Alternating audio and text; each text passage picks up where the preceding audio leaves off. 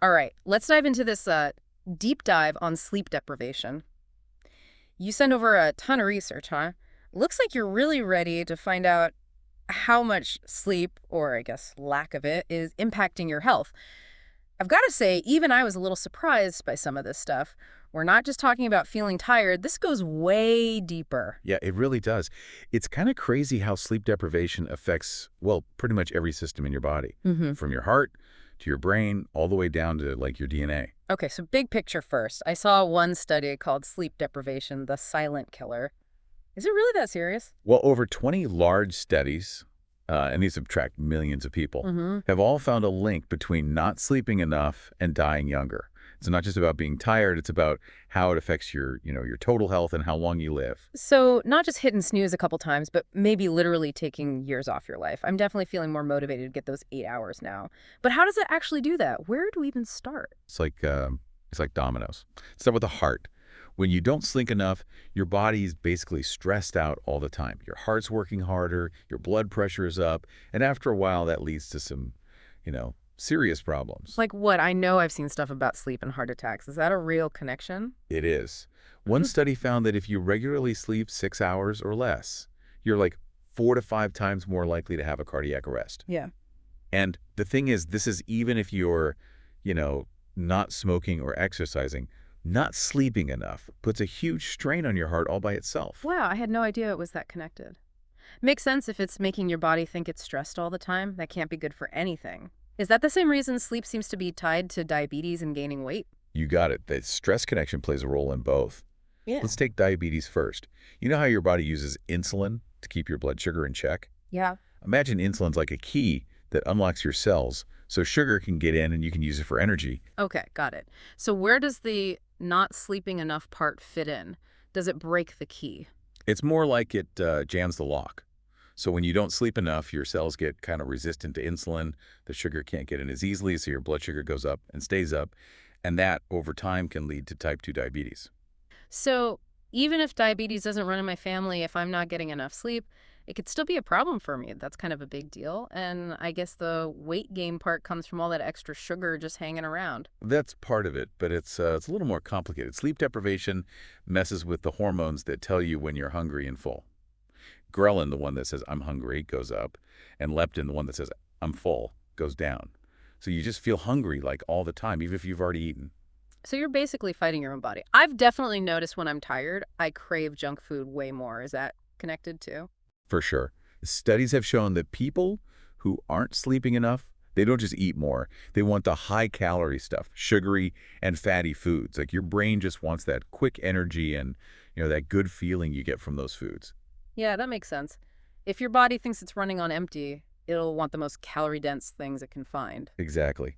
There's this one study, they set up a whole buffet, all kinds of food. The people who hadn't slept enough went right for the cookies, chips, all that, while the well-rested people went for the healthier options. So it's like not sleeping enough takes away your willpower and you just go for the bad stuff, almost like you're sabotaging yourself. Maybe all those times I blamed myself for those late night snacks, I should have blamed not sleeping enough. But if we're already eating more, does that extra energy we burn when we're tired help at all? Nope, not really. We do burn a little bit more when we haven't slept enough, but it's tiny. Definitely not enough to make up for eating more because of those hormones and cravings we talked about. So it's like a double whammy. You want to eat more, you want junk food, and you're not even burning enough extra calories to balance it out. No wonder sleep deprivation is linked to, the whole obesity epidemic. Exactly. It's a big part of it, along with things like what you eat and how you live your life, of course. And the scary part is that this starts really early. Even in little kids, the ones who don't sleep enough are more likely to be obese later on. Wow, so much for sleeping like a baby, huh? Nah. And for adults trying to lose weight, does sleep affect how our bodies react to dieting? It does, and it's not good if you're not sleeping enough. When people are dieting and sleep deprived, they lose more muscle than fat, so you're not getting the results you want, and you're losing important muscle. That's awful. We've covered a lot already, but this next one I'm really curious about.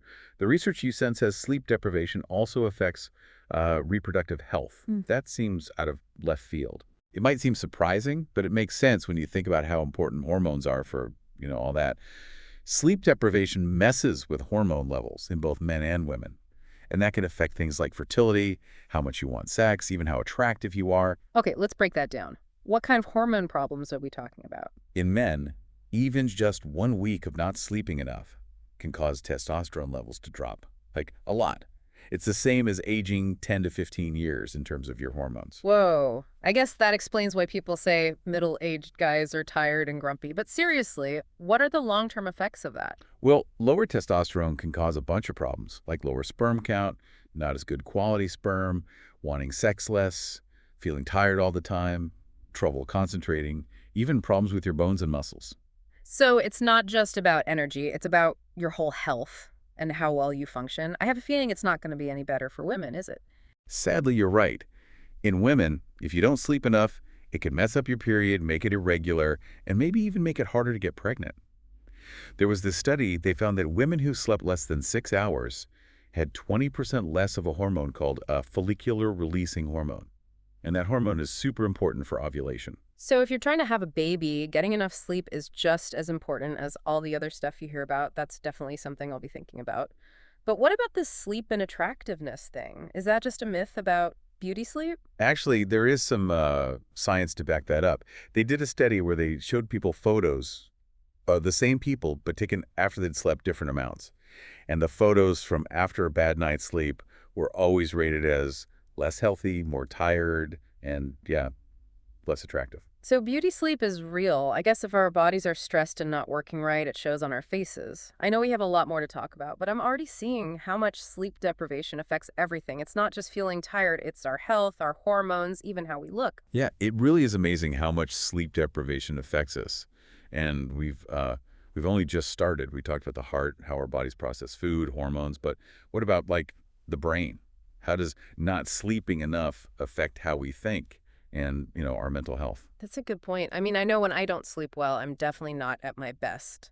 But what's going on in there? Is it just like temporary or can it cause long-term problems? Well, it's kind of both. In the short term, not sleeping enough makes a whole bunch of brain functions worse, like focusing, remembering things, making decisions, even controlling our emotions. So it's not just feeling foggy, it's like messing with how well we can actually think.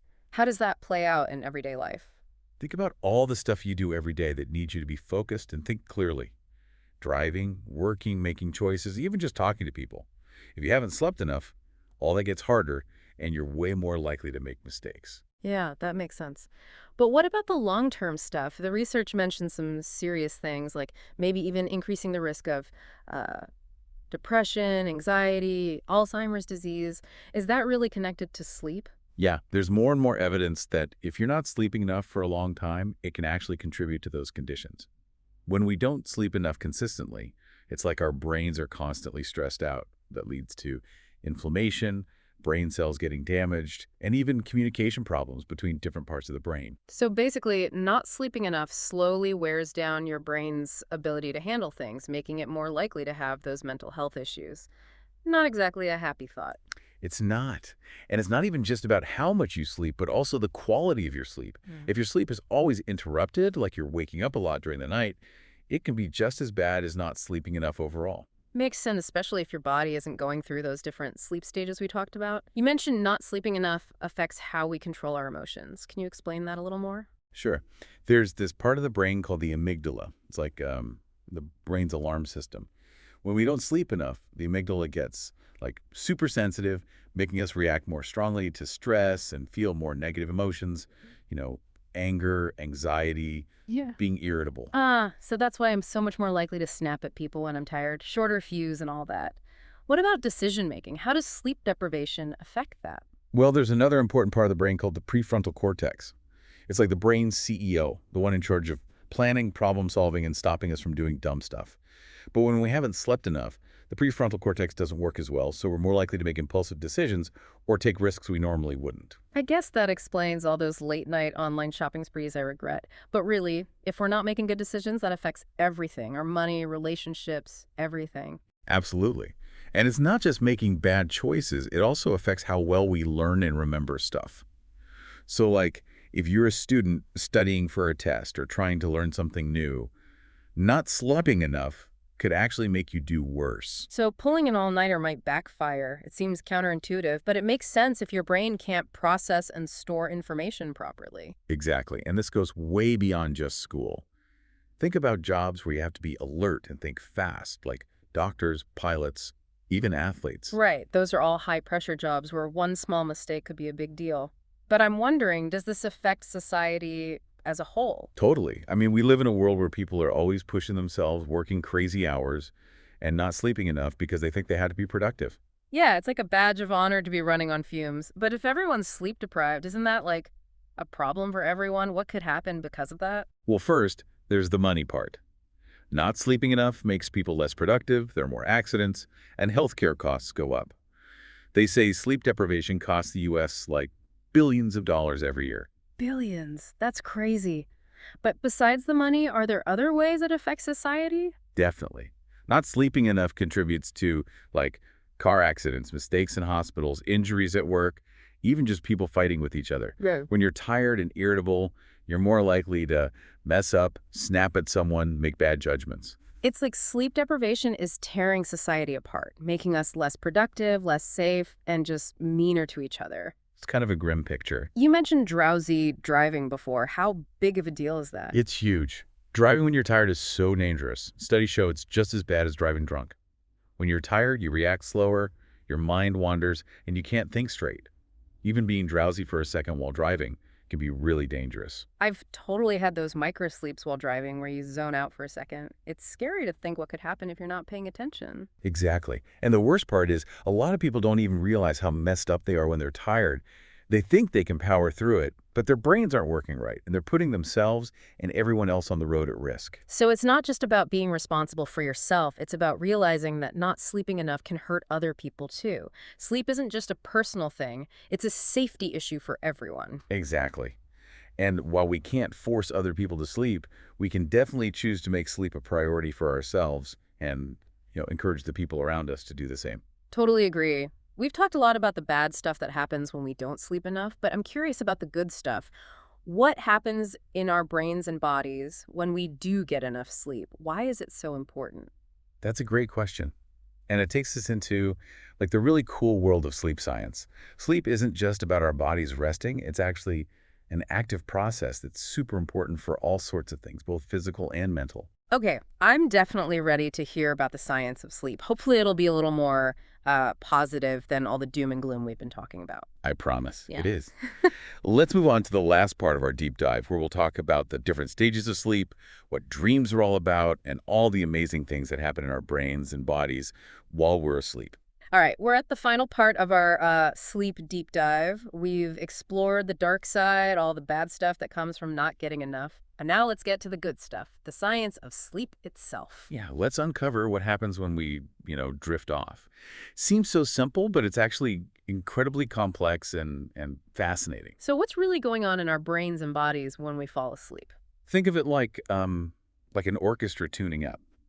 As you lie down and close your eyes, different parts of your brain start quieting down, while others become more active.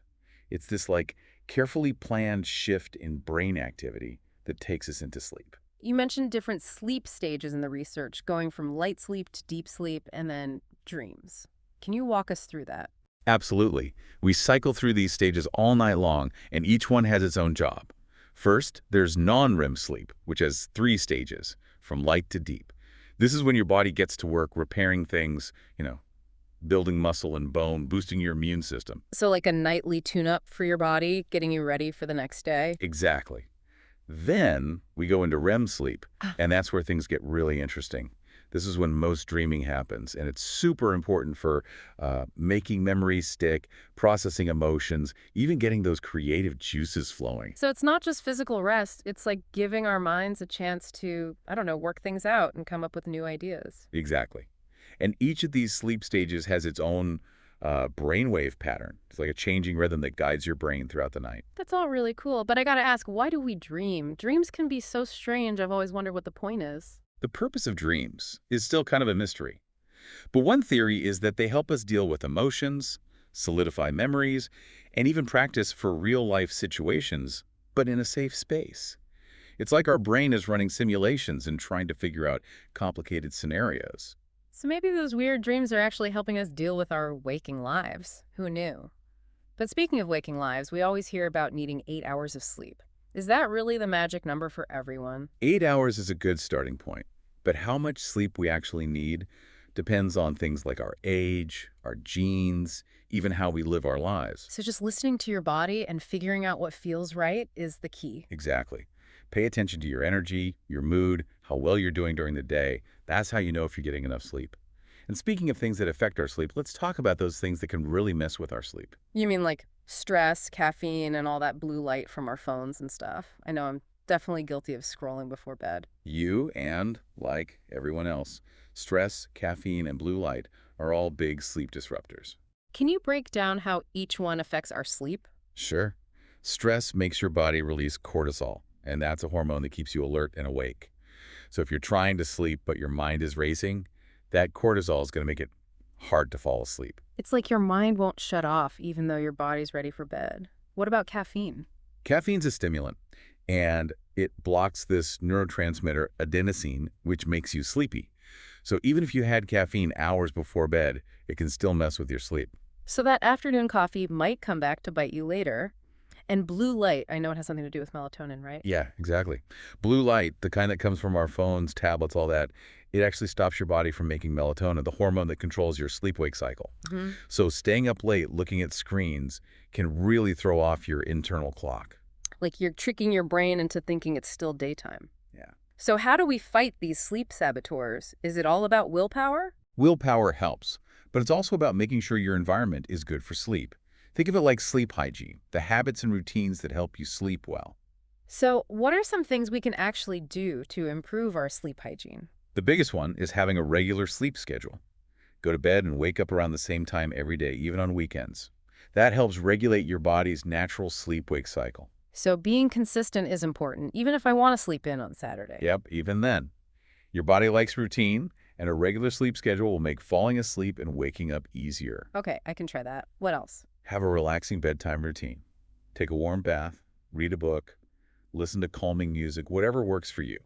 It's about signaling to your body and mind that it's time to unwind. Like a mental transition from being busy to being calm. Makes sense. And of course, don't have caffeine or alcohol before bed. Oh, We talked about how caffeine can keep you up, and alcohol, even though it might make you sleepy at first, it can mess up your sleep later in the night. so those nightcaps might be doing more harm than good. Any other tips? Make sure your bedroom is dark, quiet, and cool. And maybe the most important one these days, get those screens out of the bedroom. Put away your phone, tablet, computer, all that at least an hour before bed. Like creating a sleep sanctuary, a tech-free zone where you can really disconnect. Exactly. And if you're lying in bed and you can't fall asleep, don't just stay there. Get up, do something relaxing, and only go back to bed when you feel tired. So it's about connecting your bed with sleep, not with feeling frustrated or anxious. Exactly. And remember, sleep isn't the sign of weakness or being lazy. It's a basic human need, like eating or breathing. It's crucial for our physical and mental health, for feeling good, and for being able to, really live our lives. Time to reclaim the night, embrace sleep, and make it a priority.